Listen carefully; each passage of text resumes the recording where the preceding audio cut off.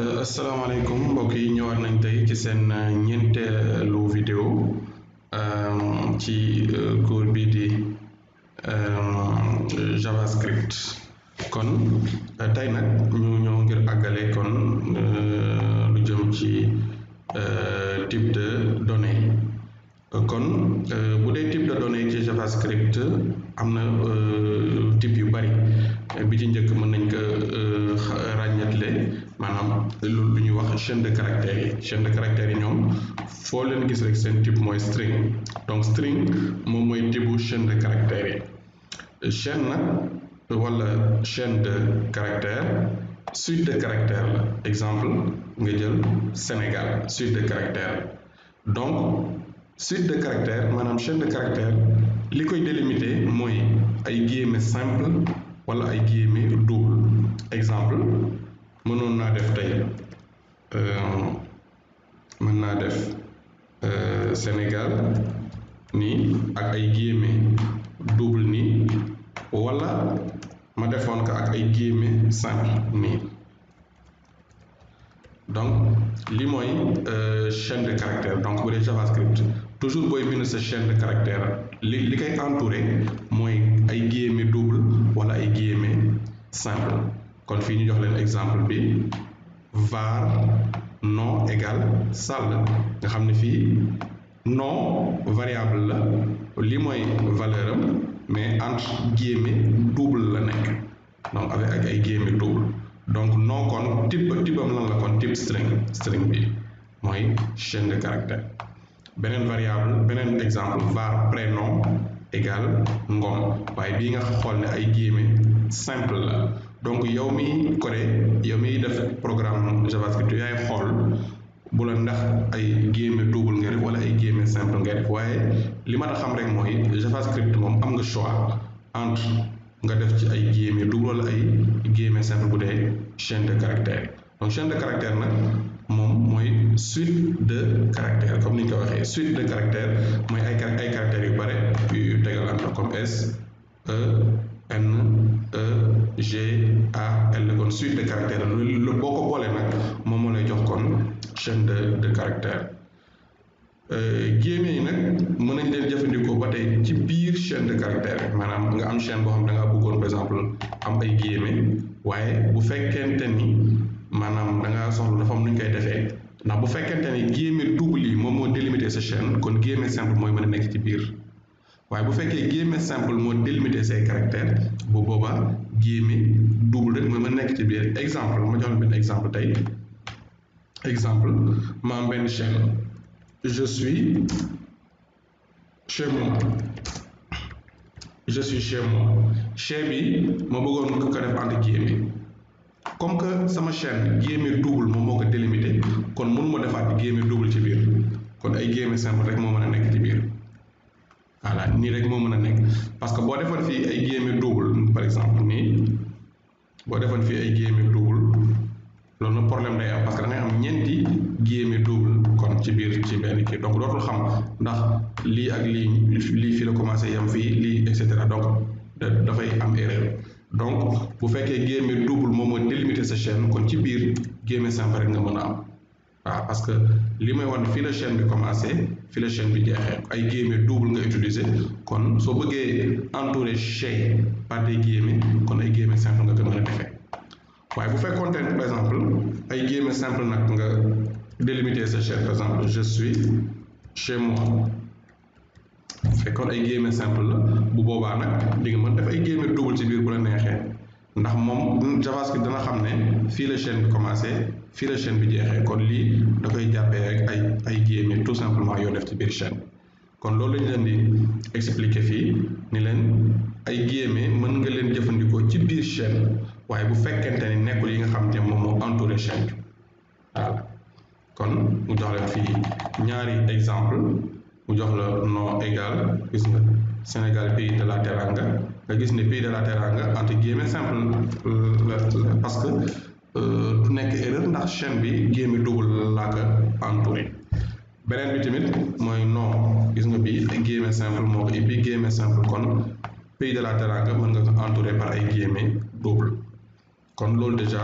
lu mat a bàyyi xel. donc kon type bu njëkk bi ngeen njëkk jàng léegi moom mooy type string kon lépp lu jëm ci wàllu chaîne de caractère yi rek seen type moom mooy type string te chaîne de caractère li koy délimité mooy ay guillemets double wala ay guillemets simple kon ñu jàpp loolu. beneen type bi mooy le type number JavaScript benn type nombre kese la am moom mooy nombre yi nag mën nañ leen bind ak virgule wala sans virgule mën na nekk avec ou sans décimale exemple ngi ni créé naa benn variable x1 égale 3,0 bi dañ ko bind ak décimale ndax dafa am virgule moom mooy point bi. ma créé benn variable var x2 égale 34 bi sans décimale la kon ngeen jàpp ne nombre yi mën nañ leen bind avec wala sans décimale kon bu dee type nombre yi moom number la en JavaScript number waaye am na beneen façon tamit notation scientifique mooy maanaam exponentielle mën nga leen utiliser pour ay nombre yu xaw a gën a mag wala yoo xamante ne dafa ndaw lool quoi exemple fii var x y autant pour moi égal ñu def 123 exponentielle 5 donc nga xam ne lii la lay jox beneen exemple var z égal 123 exponentielle moins 5 gis nga mu jox la résultat bi donc mën nañ jëfandikoo nombre yi ak ay notation scientifique daal kon ngeen jàpp loolu kon bu dee type chaîne de caractères yi mooy string ñu fàttali leen waaye bu dee type nombre yi décimale wala sans décimale wala ay notation scientifique donc loolu mooy type number mooy nombre yi. beneen bi tamit mooy type booléen moom ñaari valeur rek la mën a jël true maanaam mooy vrai wala false nga xam ne mooy tekki faux kon type booléen foo leen ko déggee ci informatique ñaari valeur rek lay jël true wala false. am na ci yenn langage yoo xam ne 0 ou 1 lay nekk 0 mooy false 1 mooy true waaye wala nga def true ak false ça dépend ci langage exemple soo defee var x égale true donc x typam booléen la var y égale false y aussi typam booléen la kon bépp variable bu jël valeur yi true wala false rek kon variable boobu typam booléen la. am na yeneen exemple type tableau nag élément tableau mën na jël ay valeurs yu bari yoo xam bokkuñu ay type maanaam ci benn tableau mën nga am ay valeurs yu bari yoo xam ne valeurs yi ci boppam bokkuñu ay type mën nga am ay valeurs yoo xam ne string la am yoo xam entier la number voilà donc wala waaye li ma tax xam ne mooy valeur tableau yi moom dañ koy séparer par virgule voilà ba pare booy créer tableau entre crochet ngay créer tableau benn exemple la ngi nii tableau bu ñu créer var ñu def voiture égal gis na crochet ngi nii beneen crochet ngi nii léegi valeur yaa ngi nii ci biir benn valeur virgule ñaari valeur virgule ñetti valeur donc mi ngi mel ne tey su ma doon créer benn variable benn tableau ma def var ma def pays égal donc nga ibbi crochet tëj crochet bi def point virgule à la fin léegi ci biir tableau bi nag nga def say valeur bu njëkk par exemple ma def pays ma def Maroc da nga ñëw virgule pour mën def beneen valeur su fekkee defaatoo beneen valeur doo def virgule xam nga def beneen valeur Tunisie defal beneen valeur def Sénégal defal beneen valeur def Gabon voilà donc su fekkee yokk da nga bëgg yokk beneen valeur da ngay def virgule yokk beneen valeur su fekkee nag valeur yi jeex na kon à la fin doo def virgule donc loolu la ñu leen wan fii exemple voiture ñun la l'indice d'un tableau indice du tableau 0 lay commencé maanaam li muy tekki mooy premier élément bi par exemple fii voiture de 0 moo lay jox Saab voiture de 1 moo lay jox Volvo voiture de 2 moo lay jox BMW et cetera kon doon naa leen expliquer tableau nu muy demee xaaral ñu wanaat leen tableau moom tout le temps nii lay demee. Exemple fii man am naa benn tableau pays bu am ñaata élément 1 2 3 4 éléments moo nekk ci biir tableau bi donc machine bi li muy def mooy moom ci biir mémoire dafay ñëw créer tableau bi nii tableau 4 colonnes voilà donc nom tableau bi moo nekk ni pays donc tableau bi turam pays la PAYS li mooy turu tableau bi voilà léegi tableau bi dafa am ay indice donc la ñuy wax ne la ci cours bi gis nga fii ñu ne leen l'indice tableau commence toujours par 0 donc tableau bi ginnaaw bu mu ko créé ba pare dafay koy jox fi benn indice 0 bi mu jox indice 1 bi mu jox indice 2 bi mu jox indice 3 ngeen jàpp ne indice toujours 0 lay commencé voilà léegi valeur yaa ngi nii bi njëkk mooy Maroc donc day def fii ci biir mu jox Maroc deuxième valeur bi mu jox ko Tunisie donc fii day nekk Tunisie def Tunisie waaw beneen valeur bi nekk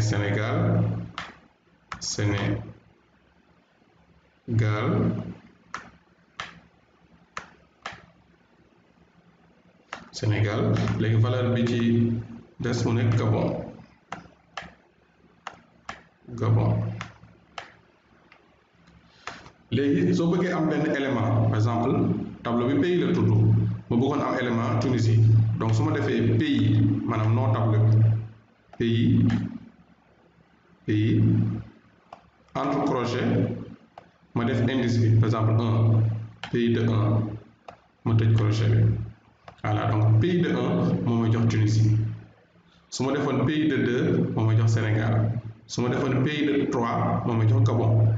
pays de 0 moo may jox Maroc donc soo defee nom tableau bi entre crochet indice bi rek mu jox la valeur bi par exemple fii su ma defoon pays de 1 moo may jox Tunisie pays de 0 Maroc pays de 1 Tunisie pays de 2 exemple ñu jéem a affiché ko ci benn boîte d'alerte ñu def window point alerte ma def pays de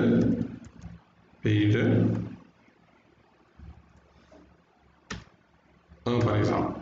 donc Tunisie bi laa war a am normalement donc ñu dem xool résultat bi actualiser voilà jox na ma Tunisie donc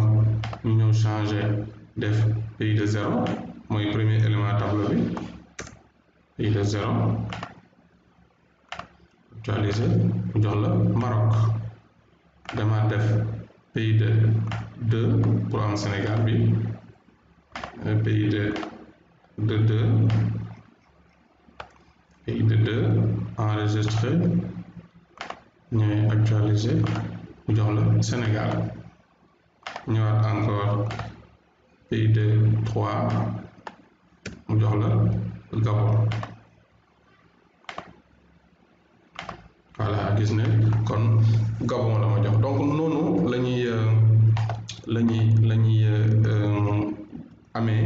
maanaam boo amee tableau tout le temps li ñuy créer tableau da ngay def var espace nom tableau bi égal entre crochet nga def valeurs yëpp da nga koy séparer par des virgules kon loolu leer na voilà kon type objet nag lan mooy type objet fii type array nga am tableau yi donc fii type objet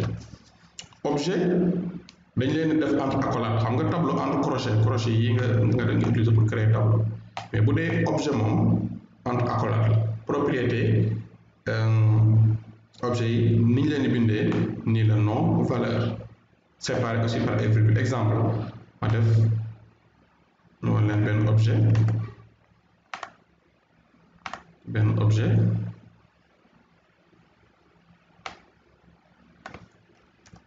gis ngeen objet bi var personne créé naa objet personne mais gis nga fii entre accolade ngay def valeur yi léegi day am benn clé par exemple nga def prénom 2 points nga def Jean virgule nom 2 points nga def Sen virgule âge 2 points nga def 50 lu tax âge defoo ko nii entre guillemets parce que entier la moo tax donc entier string rek la ñuy def entre kii la donc bii nombre la type nombre bi la donc doo ko def entre guillemets couleur des yeux donc bleu donc nii la ñuy créer objet ñu defar benn exemple var étudiant créé naa benn objet étudiant égal donc da ngay ibbi nii accolade ferme accolade def point virgule bu dee tableau crochet la mais bu dee objet accolade la donc fii ma def par exemple nom 2 points ma def fii valeur bi étudiant lii virgule ma defaat beneen prénom par exemple 2 points def nii Chérif virgule ma def âge 2 points âge moom entier la moo damay def 25 par exemple virgule classe 2 points ma def mic voilà donc nii la ñuy créer objet léegi nag su fekkente ni dama bëgg afficher benn valeur xaaral ñu essayer alerte window point alerte exemple ma bëgg afficher prénom bi donc damay def nom objet bi étudiant après ma def point ma def propriété bi prénom saa yu ma defee étudiant point prénom valeur bii damay jox Chérif parce que prénom valeur am lan la woon Chérif donc su ma affiché étudiant point prénom Chérif lay am donc noonu la ñuy utiliser donc objet yi ñoo fi actualiser gis na fii Chérif la may jox donc su ma defee étudiant point classe par exemple au lieu de prénom ma nekk classe bi mic la may jox étudiant point classe enregistré moom actualisé jox ma mic voilà donc kon noonu la ñuy utiliser lu jëm ci wàllu objet yi kon donc ngeen jàpp bu baax bu dee tableau entre crochet bu dee objet entre accolade nii après tableau da ngay def valeurs yi séparées par des virgules bu dee objet da ngay def clé 2 points valeur bi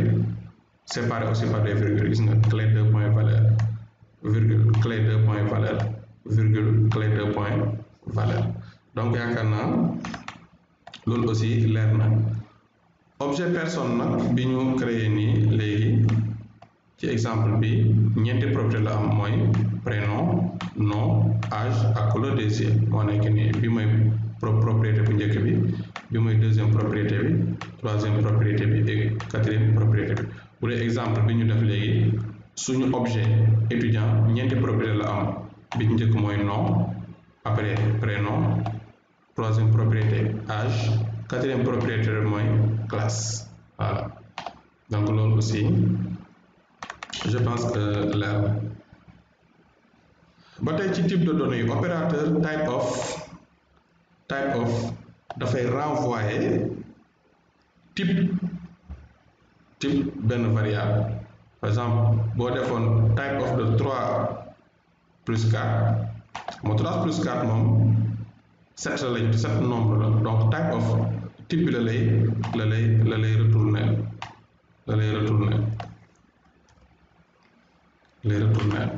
ñu xool donc gis nga fii nombre la wax nombre lan moo tax mu retourner nombre parce que tout simplement 3 plus 4 7 la léegi boo defee type of de 7 donc daf lay wax ni kon loolu noonu tibam nombre la yaakaar naa foofu leer la donc fii boo defoon type of de Jean type of de Jean daf lay wax ni la type bi string la parce que Jean gis nga entre guillemets la ko def donc gis nga mun la type bi string la voilà loolu aussi lu jara jàpp la kon type of moo lay retournel kii bi type bi ngeen jàpp loolu bu baax. données yi données primitive valeur donnée primitive nag mooy simple valeur de donnée boo amul benn propriété et méthode. voilà exemple la type of bi li muy mën a renvoyer mooy primitif yi rek type primitif yi nag yi kese la mooy string number boolean nul ak undefined. ngeen jàpp ne kon yooyu mooy type primitif yi. am na yeneen type complexe kon type primitif bu ñu leen ko laajee mooy yii nii kese ci JavaScript mooy type primitif yi string number boolean nul ak undefined. bu dee type complexe yi nag ñaar la tableau ak objet. maanaam l'opérateur type of mën na renvoyer deux types complexes function ak objet. lan mooy objet? tableau objet la, objet aussi objet la. par exemple su ma defoon type of de lii xam nga crochet foo gisee nee nañ leen booy créer tableau si ngay am ak les valeurs séparées par ay virgule. donc lii tableau la mais objet la koy retourner. voilà doo retourner array yi parce que JavaScript dafa considérer tableau comme objet moo tax. donc JavaScript dafa considérer tableau comme objet. su ma defoon nag type of de gis nga lii entre accolade ma def nom deux point valeur lii xam nga objet la woon sànq jàng nañ leen ko donc dafa retourner objet. donc bu dee tableau objet la koy retourner bu dee objet aussi objet la koy retourner mais bu dee lii nga xam gis nga type of function donc gis na lii fonction la my function donc no function donc dafa retourner ne lii fonction. kon ngeen jàpp type complexe yi ñaar rek ngeen am soit objet la wala fonction. donc objet mooy tableau wala muy objet carrément bu dee fonction nag mooy bu dee fonction nga am. type undefined JavaScript bu fekkee da nga benn variable amul valeur kon valeur bi muy jël undefined la. type am tamit undefined maanaam indéfini. exemple la ngi nii var personne créé naa benn variable boo xamante ni personne la donc type am moom undefined automatiquement kon xam leen. fii ma def var personne égale undefined kon jox naa ko valeur aussi indéfini. gis nga fii valeur am indéfini la type am indéfini la. su fekkee da nga créer variable bi kese nii donc variable bi amul valeur parce que sa valeur am c'est indéfini type bi tamit indéfini la mais su ma ñëwee fii jox ko type ni que valeur am léegi indéfini la ba tey kon undefined mooy type am mooy valeur am. donc exemple su ma créer benn variable var uvs de point donc uvs type bi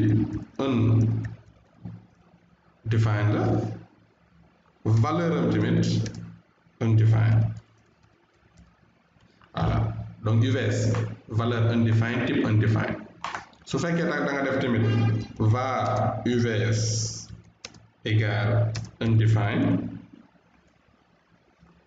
point virgule donc même chose valeur am undefined la type am tamit undefined la. voilà kon ñaar yi nga def nii wala nga def nii donc c'est la même chose parce que même valeur la même type. yaakaar naa loolu leer na. beneen bi mooy valeur vide. lan mooy valeur vide? valeur vide mooy chaîne boo xam ni longueur bi c'est zéro renvoyé wul benn valeur. chaîne boo xam dafa vide la donc bu dee chaîne bu vide nag am na valeur mais type bi string la.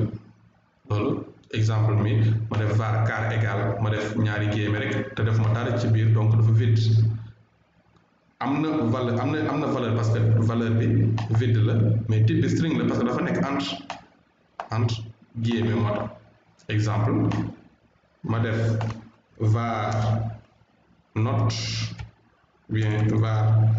prénom égal ma def nii.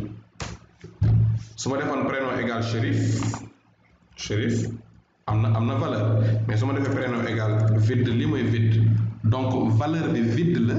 mais type bi string la. su ma defoon Chérif valeur bi Chérif la mais type bi string la tamit. voilà donc su nekkee entre guillemets rek même bu amul dara jàppal ni valeur am rek moo vide mais type am moom string la change am. voilà léegi nag bu dee valeur nul mooy tekki rek ne lu existé wu loo xam ne amul donc nul moom tibam objet la ngeen jàpp ko bu baax nul foo gisee type objet mën nga jël benn objet aussi rendre ko vide daal di koy joxaale valeur nul exemple var personne égale nul donc valeur am nul la mais type bi objet la donc nul moom toujours objet su ma defoon var personne égale nul donc fii valeur bi nul la mais type objet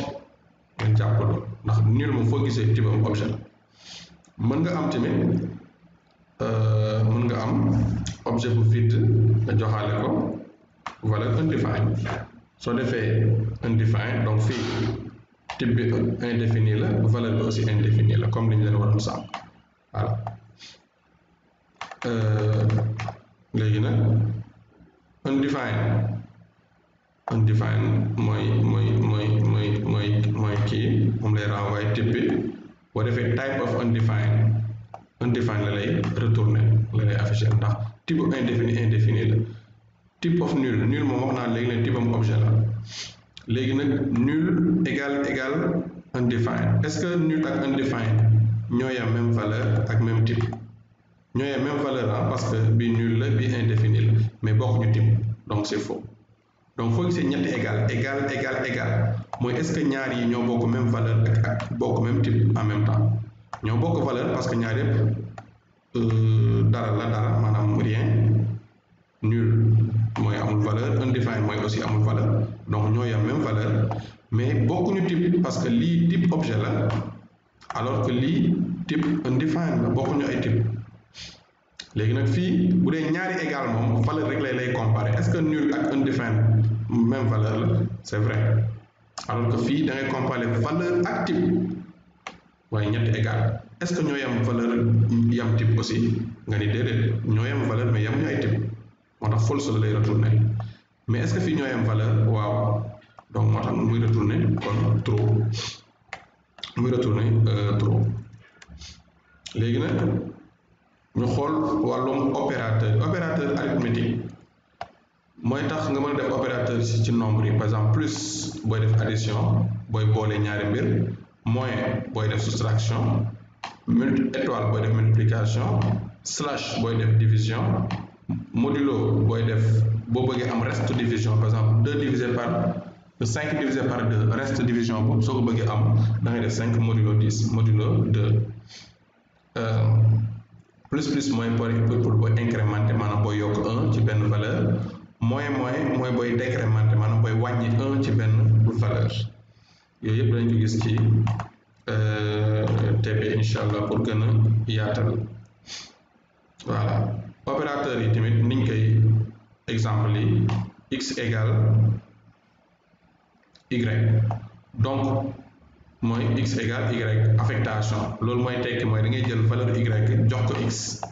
kon opérateur bi loolu lay def donc lii x égale x plus 1 mën nga ko bindee x plus égale y dama jóg x égale x plus y mën nga ko bindee x plus égale y voilà donc beneen bi tamit x égale x moins y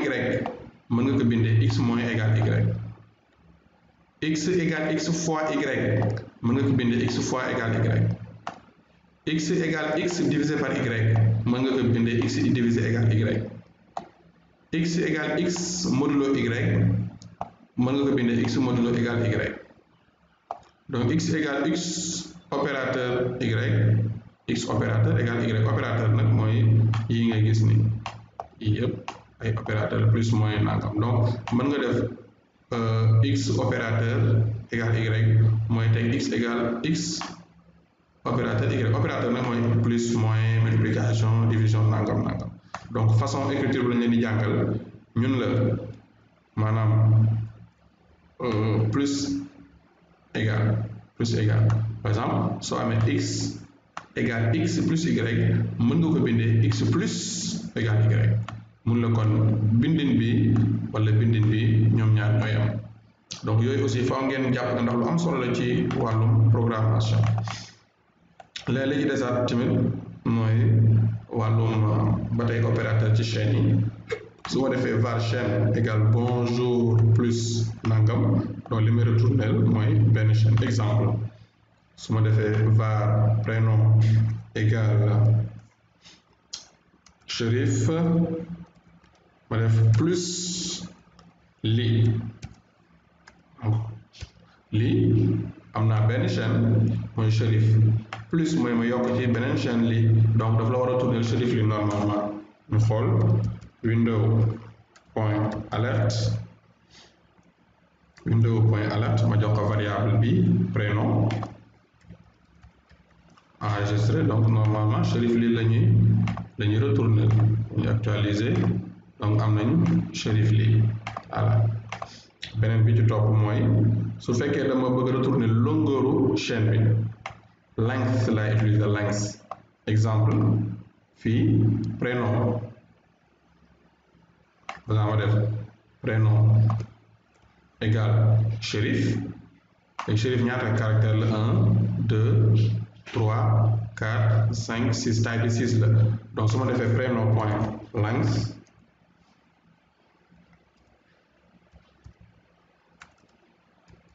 ni prénom point length mu retourner la normalement 5 ni ma taille bi la muy retourner ñaata caractère la ñu actualiser defal ma 6 caractères la soo ko compter 1 2 3 4 5 6 donc length bi moo lay retourner taille benn chaîne la ngeen jàpp loolu aussi donc beneen bi aussi char at mooy retourner position par exemple su ma amoon nii rebonjour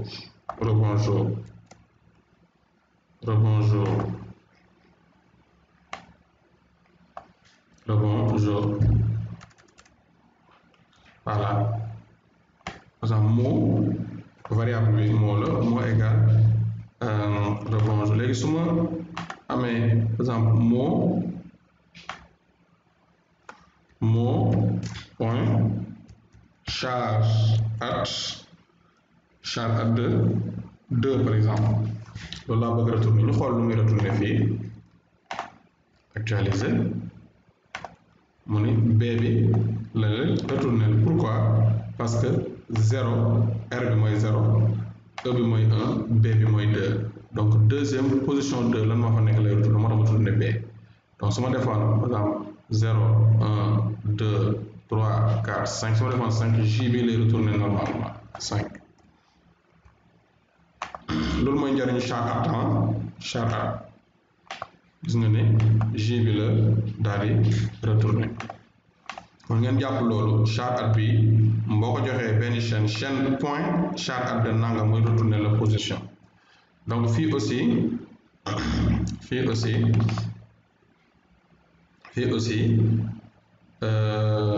am na beneen substring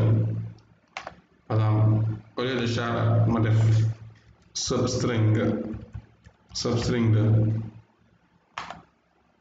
3,5 ñu xool lu muy retourner substring gis nga on la retourner mooy o ak n lu tax substring daf lay wax lan lay commencer retourner par exemple troisième caractère ñu xool 0 1 2 3 troisième bi mooy o léegi nag ñaar caractère la war a retourner ci mot bi 5 exclu donc su ma defee 0 1 2 3 4 cinquième bi du ko retourner donc fii lay commencer mais 5 de lii lay retourner cinquième maanaam kon ñaari rek moo ci des ginnaaw ba fii lay commencer kon day compter 0 1 2 3 donc 0 o bi day ñëw lii nag nga retourner mais 5 caractères cinquième bi du ci bokk donc day def 0 1 2 3 4 5 cinquième bi du ci bokk kon n bi rek moo ci des su ma defoon par exemple tey 7 par exemple 7 donc lu muy def day commencer compter 0 ñu xool 0 1 2 3 kon o bi lay commencer o léegi ñu xool pour 7 caractères exclus ñu xool léegi 0 1 2 3 4 5 6 7 kon U bi bokk ci donc fekkee O la commencé te U bi bokk ci kon li muy retourné mooy O N J O O N J O normalement loolu la war a retourné ñu dem xool actualiser gis nga O N J O. Je beneen exemple ma def par exemple 2 su fekkoonte ne par exemple bonge laa bëgg a retourner donc damay def 0 1 2 kon 2 lay commencé donc fii 2 lay nekk voilà ba tey bonge laa bëgg a retourner léegi ma compter fii 0 1 2 3 4 5 6 mooy O bi te 6 bi du ko retourner donc damay def 6e caractère comme ça mu defal mu bonge damay daal di retourner ñu actualiser gis nga mu affiché ñu bonge yaakaar naa kon loolu aussi leer na voilà donc yeneen opérateurs yi mooy est logique ou logique wala non logique yooyu moom dinañ ko gis à travers ay exemple comme bu ñu def ay if maanaam conditions yeeg yooyu structure conditionnelle yi donc gis nga bu dee égalité double égal sànq wan naa leen ko ñetti égal mooy égalité de valeur et de type point d'exclamation égal mooy différent daal maanaam toll yoon loo xam ne c'est différent de égal non égal point d'exclamation ak ñaari égal mooy bokkuñu ay valeur ak ay type xam bu dee ñetti égal mooy ñoo bokk valeur ñoo bokk type bi bokkuñu valeur bokkuñu type contraire bi la quoi mooy supérieur strictement supérieur bi mooy inférieur mooy supérieur ou égal inférieur ou égal opérateur ternaire bi bii tamit danañ ko gis ndax lu am solo ci wàllu programmation kon yeneen yi nga xamante ni moom mooy opérateur binaire yi tamit opérateur binaire yi moom dafay traiter opérateur yi comme ay séquences ou 32 bits comme ay séquences 32 bits benn opérand numérique bu nekk da koy convertir en 32 bits quoi voilà donc résultat bi tamit daf koy convertir en nombre exemple ba amoon 20 point to string de 2 day affiché 1 0 1 0 0 maanaam loolu day convertir en bit quoi loolu nag cours à part la boo xam ne moom binaire yi da ngeen ko war a jàng quoi voilà donc jox leen fii exemple commercial opérateur bi mooy Inde gis nga exemple 5 et 1 voilà équivalent am gis nga 0 0 1 0 1 et 0 0 0 1 résultat bi la lay génne décimal 1 et cetera donc loolu moom cours à part la quoi lii ay exemple la rek pour ngeen comprendre opérateur binaire yi voilà gis nga aussi pareil yi yëpp moom la dafa nekk cours nag moom à part boo xam ne moom da nga koy jàng ngir comprendre conversion yi waaw yaakaar naa bu dee lu jëm ci wàllu JavaScript moom loolu li ëppoon solo mooy ngeen comprendre kon li ñu expliqué bu leen hésiter benn yoon ci di xoolaat cours yi di defar TP yi di pratiquer di jéem a comprendre donc bu ngeen ko suivre noonu rek je pense que du ngeen ci am benn jafe-jafe kon su ngeen amee ay question ba tey mën ngeen ma bind email ci cherifly@gmail.com incha allah bu ko defee dinaa mën a tontu seen i ay laaj quoi jërë ngeen jëf.